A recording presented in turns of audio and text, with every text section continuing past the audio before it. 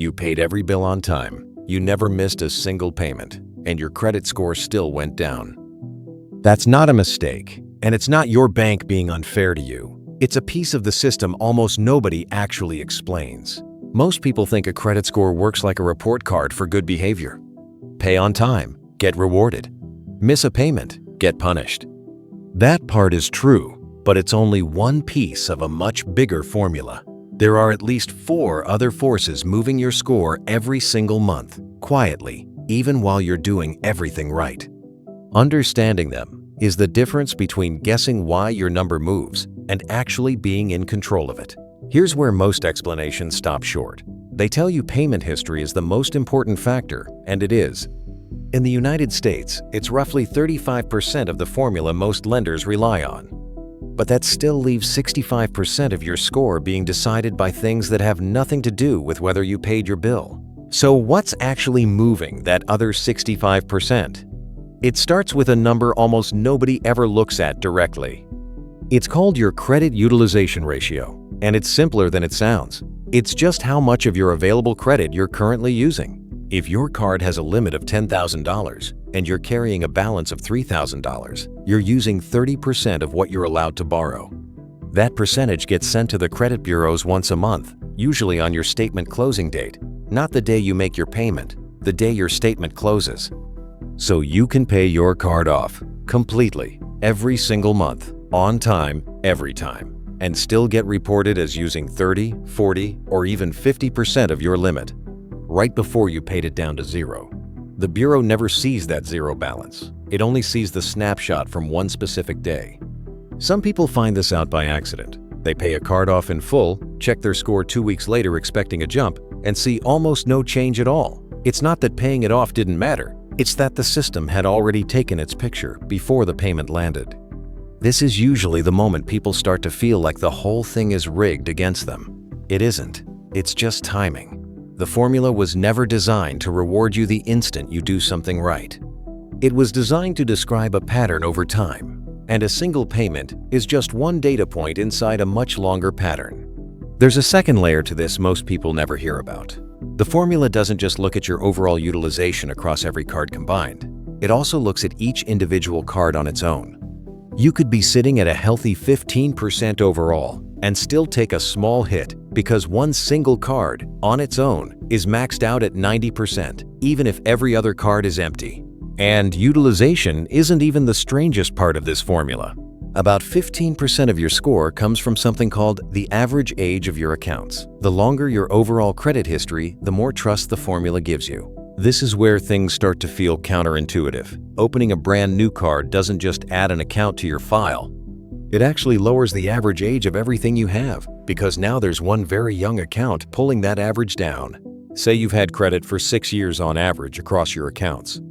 Add one brand new card, and depending on how many accounts you have, that average can drop noticeably overnight, even though nothing about your existing accounts changed at all. Closing an old card does something similar, in reverse.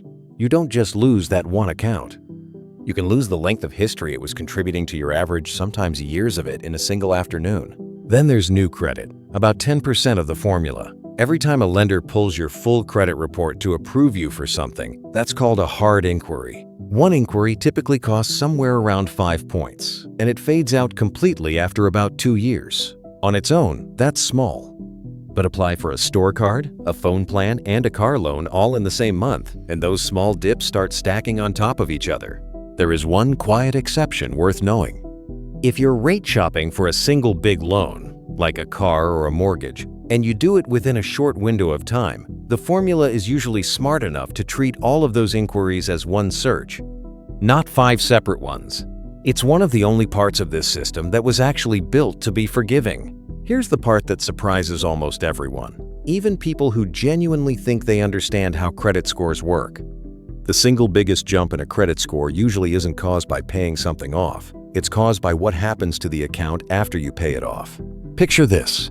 You've been paying down a car loan for years. You finally make the last payment. The loan is gone. You did it. And a few weeks later, you check your score, and it's actually lower than before. Here's why that happens. That loan was what's called an installment account. a different category of credit than your cards. Lenders like seeing that you can responsibly handle more than one type of credit at the same time, cards and loans together. That mix of account types is its own small piece of the formula. The moment that loan closes, your mix narrows because you now have one less type of active credit. And if that loan happened to be one of your oldest open accounts, your average age drops right along with it. You paid off real debt, which is genuinely a good thing for your life and your finances. But for a few months, the formula reads it as slightly less proof, not more. It usually isn't permanent.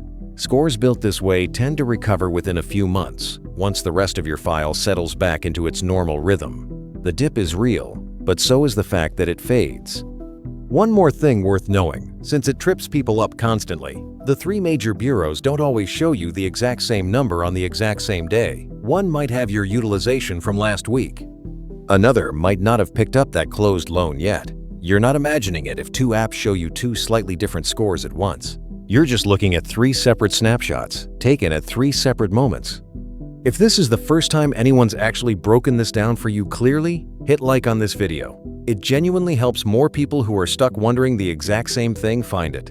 So the truth is, your credit score was never really a reward for being a responsible person with money.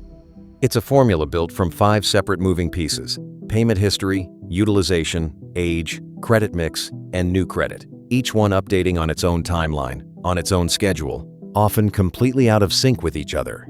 None of that means the system is broken or rigged against you.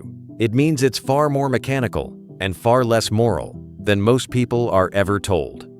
Once you can see the 5 pieces separately, a dropping score stops feeling random. It starts telling you exactly which piece moved and why. And once you know which piece moved, you know exactly what to watch, instead of just staring at one number and hoping. That shift matters more than the number itself. A credit score isn't a verdict on your character. It's a mechanism built out of 5 simple counters, updating on 5 different clocks.